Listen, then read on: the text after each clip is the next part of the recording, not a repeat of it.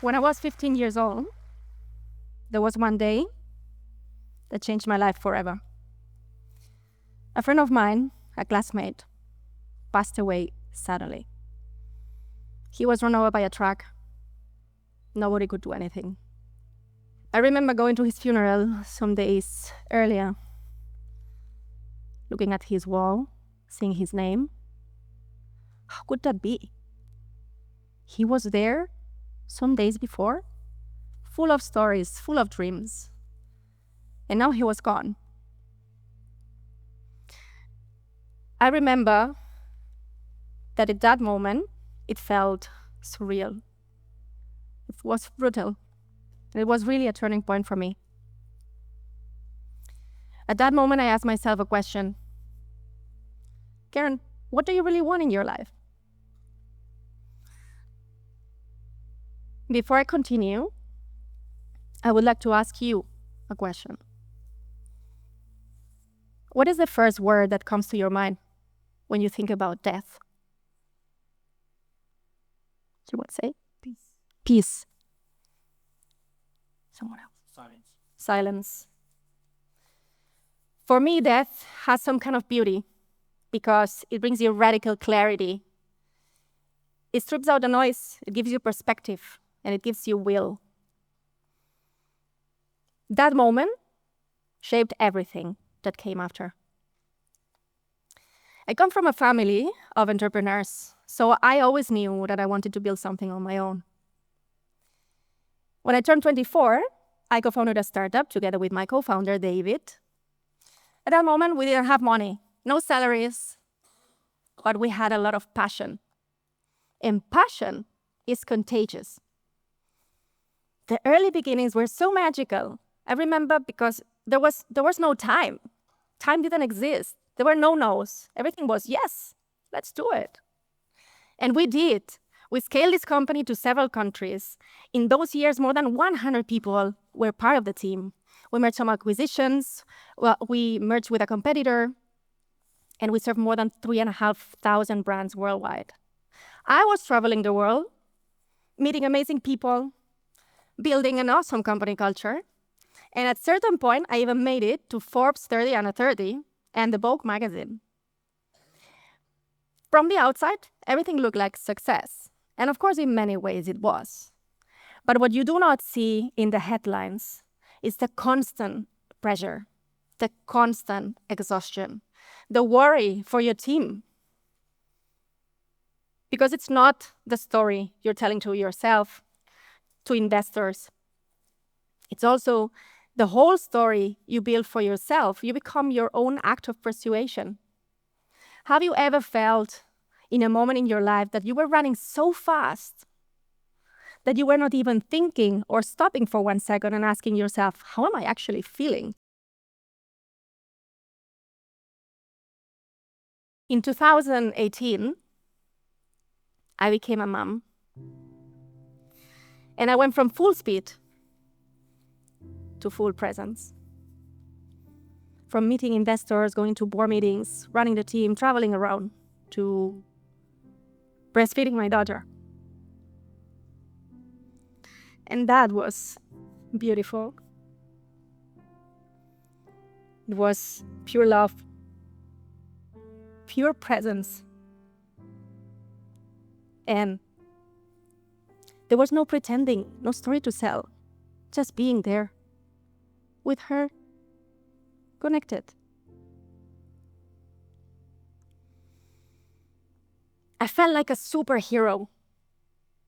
Think about it. We have the ability to grow another human being with our own body. That still today blows my mind. And I was so fascinated about it that I even wrote a book supported by more than 400 crowdfunders. But not everything was so beautiful at that moment because I was still the CEO of that company. So I had to go back at a certain point. And I remember one day laying on the sofa, breastfeeding my daughter and feeling full of anxiety, just thinking about going back to it. Because the only real thing I wanted at that moment was to be there with her in that precious moment. And then my now husband asked me, why don't you just sell your shares? Okay. That thought had never crossed my mind. And some weeks later, one of my main investors called me and asked me, Karen, we're now trying to build a new strategy for fundraising, so we really need to know if you're fully committed or you're not. And for the first time in many years, looking at my baby's eyes, because at that moment I was making the call with with her on my breast, I said, no, I'm out. And it felt relieved. Now, leaving my company was not an easy thing. Because as many founders, we get our worth from our projects.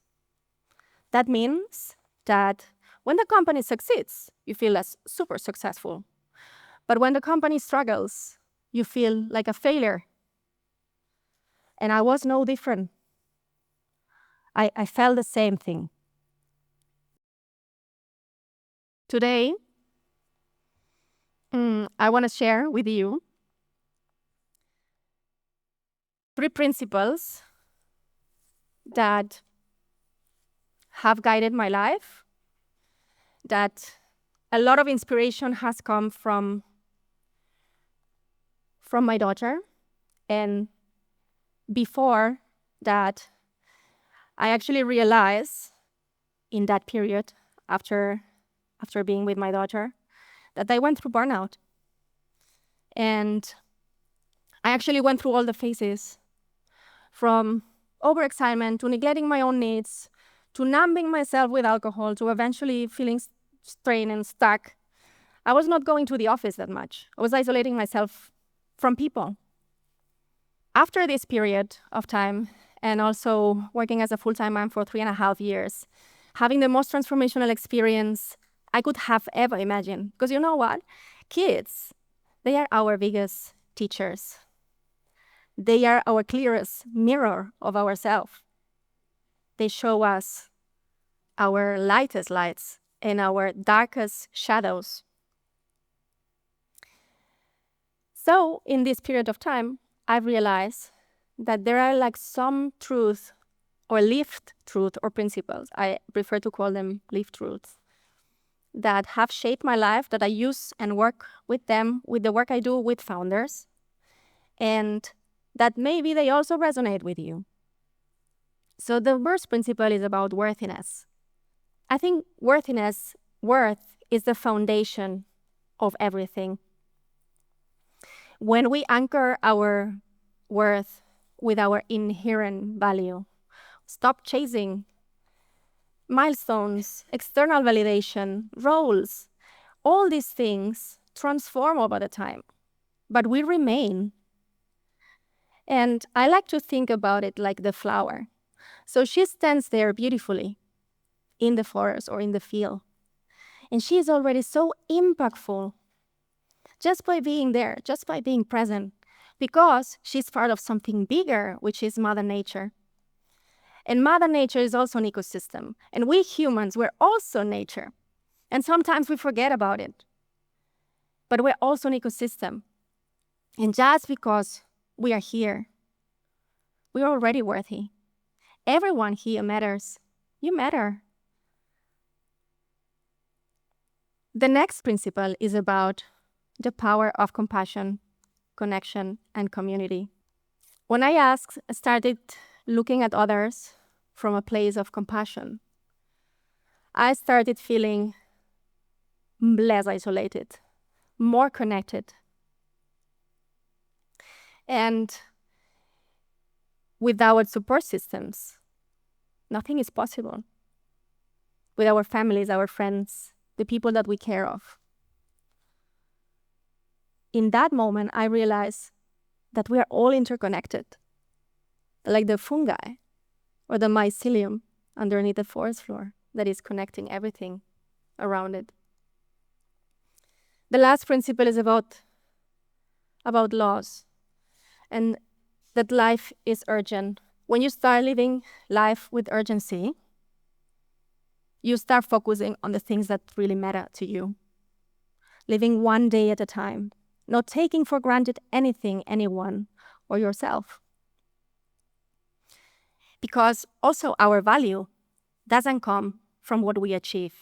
It comes from who we choose to be with ourselves, with others, and with the planet.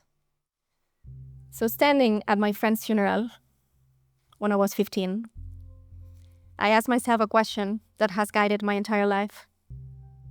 And through building, rebuilding, going through burnout, becoming a mother, I have discovered there's a quieter, deeper truth underlying all this.